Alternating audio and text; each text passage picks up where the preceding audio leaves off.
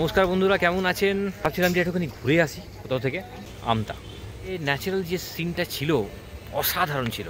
আমতা হাওড়া জেলার উলুবেড়িয়া সাব ডিভিশনের অন্তর্গত একটি ছোটোখাটো টাউন, যার শুধুমাত্র কয়েকটি উল্লেখযোগ্য মন্দির ছাড়া তেমন তাৎপর্যপূর্ণ আর বিশেষ কিছু হয়তো নেই, কিন্তু তা সত্ত্বেও হাওড়া থেকে আমতার যে লোকাল ট্রেন সফরটি আমাকে আজকের এই ছোট্ট ভিডিওটি আপনাদের সকলের সামনে তুলে ধরতে কেন বাধ্য করেছে তার দৃষ্টান্ত এই ভিডিওটি পুরো দেখলেই কিন্তু আপনারা পেয়ে যাবেন।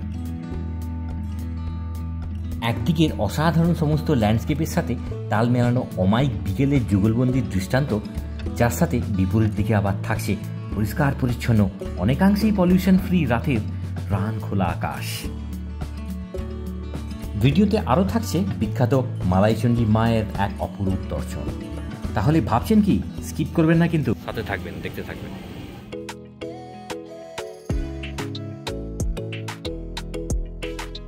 আশা করছি ভালোই আছেন সবাই।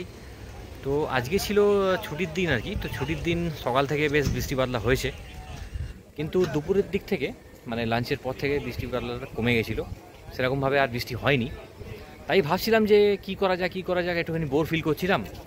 তো ভাবছিলাম যে একটুখানি ঘুরে আসি কোথাও থেকে, কাছে পিঠে কোথাও থেকে ঘুরে আসা জায়গা, সুন্দর মিষ্টি জায়গায় এসেছি, যার নাম অনেকেই হয়তো জানেন, আবার অনেকে হয়তো নাম শুনেছেন কিন্তু আসেননি আর কি। তো এরকম একটা জায়গা হচ্ছে আমতা। আপনারা হাওড়া থেকে ডেলি আমতার অনেকগুলো লোকাল ছাড়ে, বেশ 1 ঘন্টা বা 1.5 ঘন্টা অন্তর ছাড়েই আর কি। আপনারা চাইলে হাওড়া থেকে আসতে পারেন। আমি যেহেতু সাঁতরাগাছি থেকে উঠতে প্রেফার করি, আমি সাঁতরাগাছি থেকেই উঠি আর কি। সাঁতরাগাছি থেকে আর আপ টু আমতা যাওয়ার যে লোকালের যে জার্নিটা, এটা দেখাতে চলেছি।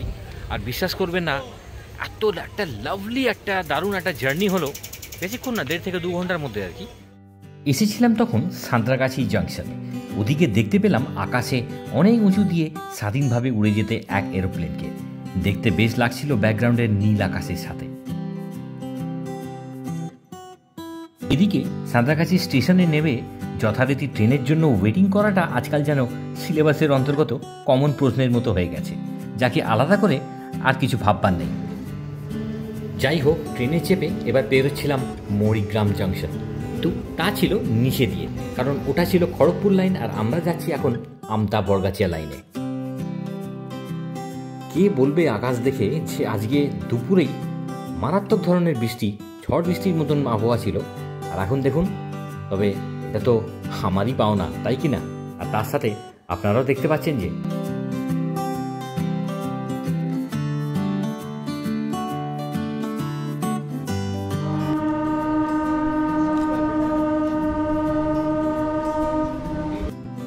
এবার ফিরে আসা যাক হাওড়া থেকে আমতার ট্রেনের ব্যাপারে। প্রতিনিয়তই হাওড়া থেকে আমতাতে বেশ কয়েকটি লোকাল ট্রেন ছাড়ে, প্রায় ঘন্টা বা 1.5 ঘন্টা অন্তর, যা আমি আমার ডেসক্রিপশন বক্সে অ্যাটাচ করে রেখেছি। আপনারা চাইলে কিন্তু দেখে নিতে পারেন। হাওড়া স্টেশন থেকে 20টি স্টেশন পেরোলে তবে আপনারা আমতায় এসে পৌঁছবেন। তবে এক্ষেত্রে সকল স্টেশনকে আমি ভিডিওতে ইনক্লুড করতে পারছি না, কারণ ভিডিওটি খুবই লেন্দি হয়ে যাবে। তাছাড়া এই ট্রেন সফরটি স্বচক্ষে উপলব্ধি না করতে পারলে সম্পূর্ণ সার্থকতা পায় না বলে আমার মনে হয়।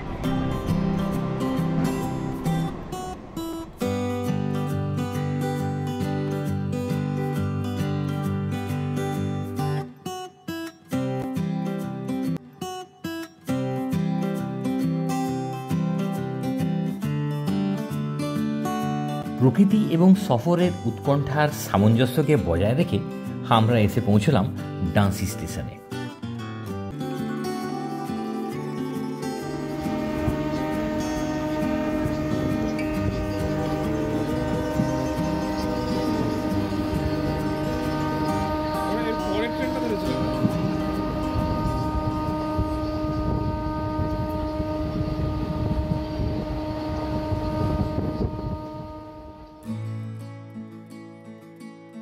আরে বাস, ল্যান্ডস্কেপের কীরকম যেন আমূল পরিবর্তন হতে দেখছি না? কীরকম যেন একটা নর্থ বেঙ্গলের কোনো এক স্টেশনের, বিশেষত ডুয়ার্সের দিকের কোনো এক স্টেশনের অ্যাম্বিয়েন্স যেন তুলে বসানো হয়েছে এখানে।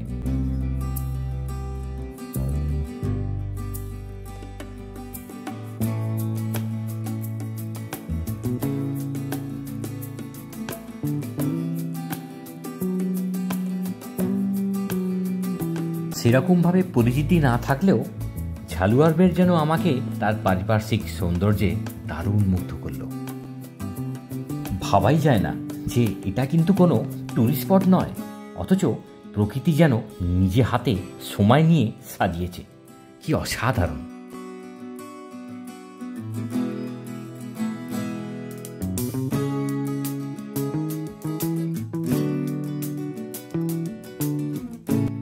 একদিকে ঝালুয়ার বেড় যদি প্রাকৃতিক সৌন্দর্যের ধনী হয়, তাহলে মাকড়দা স্টেশনও কিন্তু এক অতি বিরল দৃষ্টান্ত বহন করছে।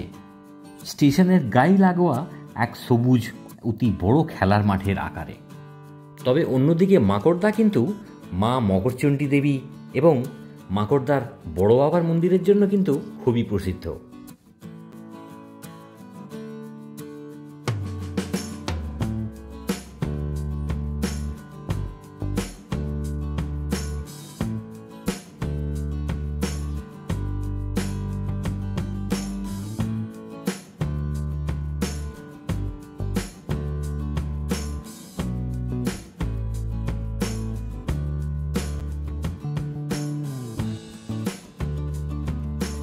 আমার কিন্তু এই ট্রেনের সফরের আকর্ষণটা ক্রমশই যেন অন্য মাত্রায় নিয়ে যাচ্ছে। একবার ভেবে দেখুন তো, কলকাতা শহরের এত কাছে এই ধরনের একটা ট্রেন সফর হতে পারে, তা সত্যিই কল্পনাতীত।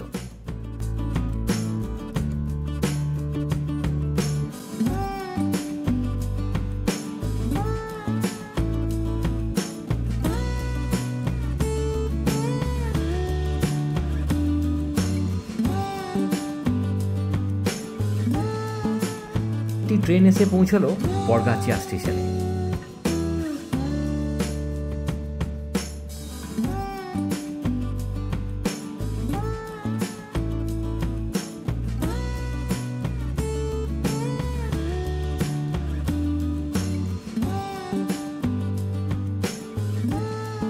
এখন আমি পেরোচ্ছিলাম মুন্সিরহাট স্টেশন, আর মুন্সিরহাট স্টেশনটাও কিন্তু সমপরিমাণে নিজের প্রাকৃতিক সৌন্দর্যের অধিকারী। আসলে আমার সাথে মেঘ এবং বৃষ্টির এক অদ্ভুত টান রয়েছে। আমি বেরোনোর মানেই এই দুজনের দেখা পাবো না, খুব অল্পই মনে পড়ে সেটা।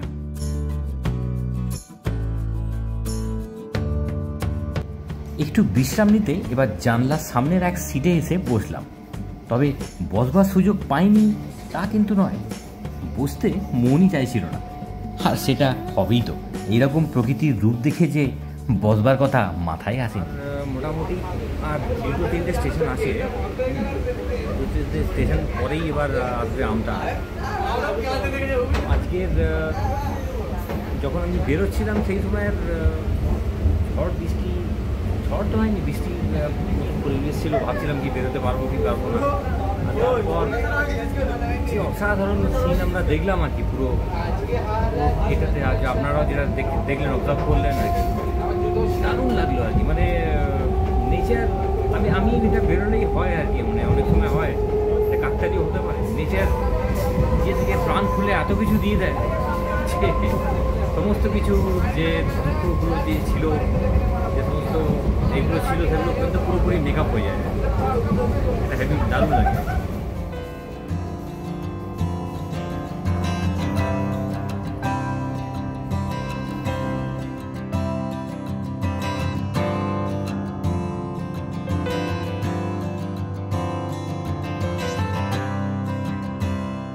বারবার শুধু একটাই প্রশ্ন মনে আসছিল, আর তা হলো যে কেন শুধুমাত্র 20টি স্টপেজ ছিল বলুন তো এই সফরে? বেশ আরও কয়েকটা স্টেশন থাকলে কিন্তু একেবারেই মন্দ হতো না, কি বলেন? তবে আমার এই কথা শুনে ডেলি প্যাসেঞ্জাররা যে ক্ষুব্ধ হবেন তাতে আমার কোনো সন্দেহ নেই।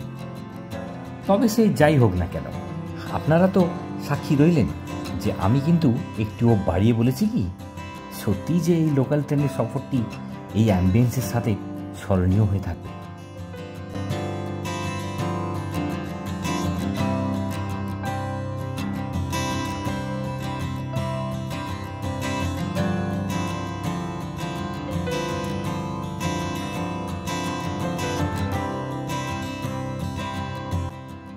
চারিদিকে সবুজ ল্যান্ডস্কেপের সাথে নীল আকাশকে ব্যাকগ্রাউন্ডে দেখে ওই সাদা মেঘগুলো যেন কোনো আর্টিস্টের সদ্য ক্যানভাসে আঁকা দারুণ এক ছবির নিদর্শন। দারুণ জায়গায় এসে ট্রেনটাকে দাঁড় করিয়েছে। দূর থেকে দেখে মনে হবে যেন আমরা হিমালয়ে এসে গেছি। দেখুন এমনভাবে মেঘটা হয়ে আছে।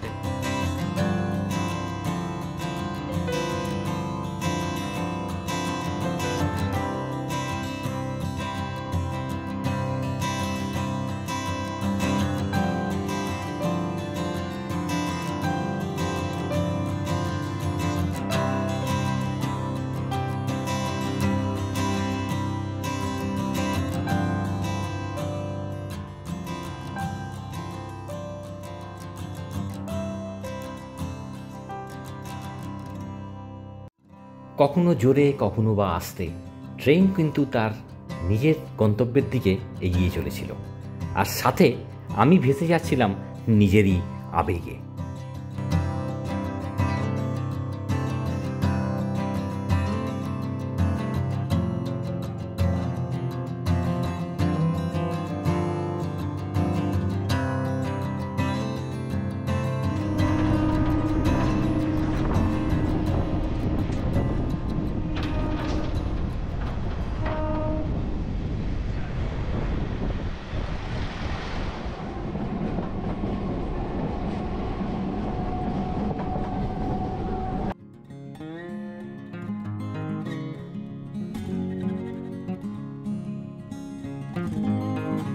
হাওড়া থেকে মাত্র 20 থেকে 25 টাকা মাথাপিছু টিকিটের বিনিময়ে যে অমায়িক দৃশ্যের সম্মুখীন হয়ে চলেছি তা সত্যিই কোনো স্বপ্নের থেকে কম নয়। আকাশে জেগে ওঠা দারুণ এক রামধনুরও দর্শন পেয়ে গেলাম। আর কি চাই বলুন তো।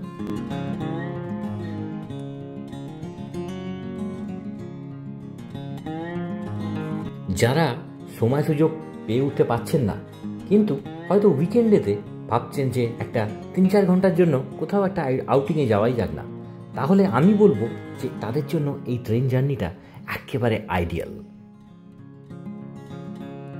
সামনে শীতের মরশুম আসছে, প্রচুর ছুটি ছাটা পাবেনই, তাই আমটাতেও কিন্তু অনেক স্পট আছে যেখানে আপনারা সকলে পরিবার সমেত পিকনিক করতেই পারেন। শেষমেশ গন্তব্যে এসে পৌঁছেছি আমতা স্টেশনে, আর স্টেশনটা এই মুহূর্তে ম্যাজিক্যাল দেখাচ্ছিল। সাঁতরাগাছি থেকে ডিস্টেন্স হচ্ছে মোটামুটি ওই 50 কিলোমিটারের মধ্যে আর কি অ্যাপ্রক্স। আর আজকে যে ন্যাচারাল যে সিনটা ছিল অসাধারণ ছিল। আর নিশ্চয়ই একটু কমেন্টস করে জানাবেন যে কাছে পিঠের মধ্যে এত সুন্দর একটা জায়গা আপনারাও ছুটির দিনে যদি মনে হয় একটু বেরোতে চান, একটু আউটিংয়ে যেতে চান, অতি অবশ্যই এই ট্রেন জার্নিটা করতে পারেন আর কি। আর শুধু এখানে এটাই নয়, এখানে একটা বেশ একটু ফেমাস খুব পরিচিত একটা মন্দিরও আছে, যেটা অনেকে হয়তো জানেন, দেখাবো সেটা আর কি আপনাদেরকেও। দূরে ওই প্ল্যাটফর্মে দাঁড়িয়ে রয়েছে আমাদের ট্রেন ছাড়বে কিন্তু এখনও প্রায় 40-45 মিনিট পরে।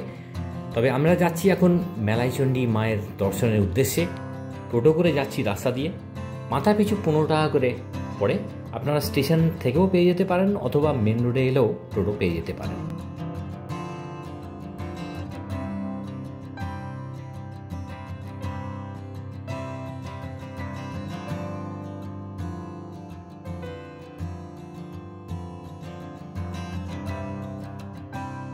মালাইচণ্ডী মা মন্দির প্রাঙ্গণে ঢোকার মুখেই আপনারা বেশ কয়েকটি দোকানের সম্মুখীন হবেন।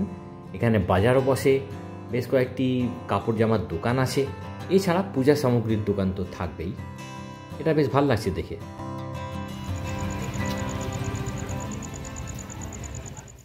এদিকে তখন সন্ধে ঘনিয়ে এসছে। এই পুকুর পাড়টাও তখন যেন সত্যি অমায়িক দেখাচ্ছিল।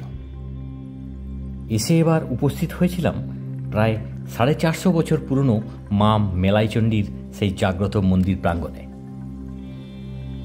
আর সেই প্রাঙ্গণে প্রবেশ করা মাত্রই দেখতে পাওয়া যায় কাঠের কড়িবর্গা দিয়ে বানানো একটি নাট মন্দির। মা মেলাইচণ্ডীর সুদীর্ঘ ইতিহাস কিন্তু বেশ সাড়া জাগানো। মন্দিরটি 51টি শক্তিপীঠের কিনা তা নিয়ে হয়তো মতভেদ আছে, কিন্তু অনেকের মতে দেবী সতীর মালাই চাকতি নাকি ভেসে আসে দামোদর নদের মাধ্যমে, এবং তার পরবর্তীকালেই আমতায় মায়ের মন্দির স্থাপনা করা হয় এই জয়ন্তী গ্রামে।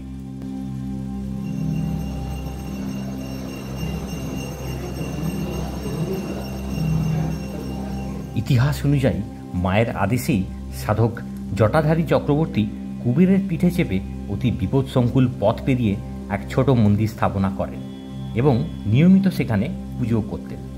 পরবর্তীকালে সেই দুর্গম পথটিকে অনেকাংশে লাঘব করার জন্য এই আমতায় এক লবণ ব্যবসায়ের মাধ্যমে মায়ের এই মন্দিরটি প্রতিষ্ঠিত হয়। আজও দূর দূরান্তর থেকে প্রচুর ভক্তদের সমাগম ঘটে এবং মান্যতা আছে যে সকলের মনোকামনা পূর্ণও হয়।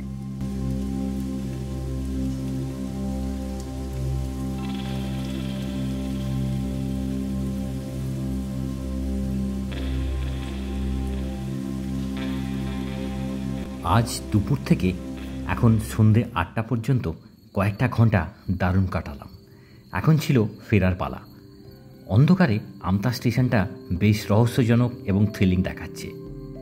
অপরদিকে আকাশ প্রান্তে চোখ পড়তেই চমকে উঠেছিলাম পলিউশন ফ্রি রাতের আকাশের সেই অদ্ভুত তাক লাগানো দৃশ্য দেখে।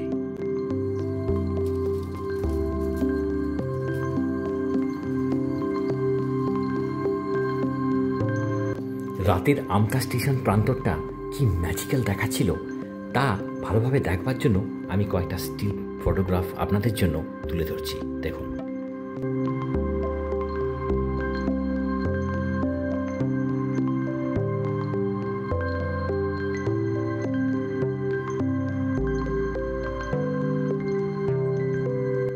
ওই দেখুন, ফেরার ট্রেন প্ল্যাটফর্মে তার আগমনী বার্তা দিয়েছে, মানে এবার ফেরার পালা।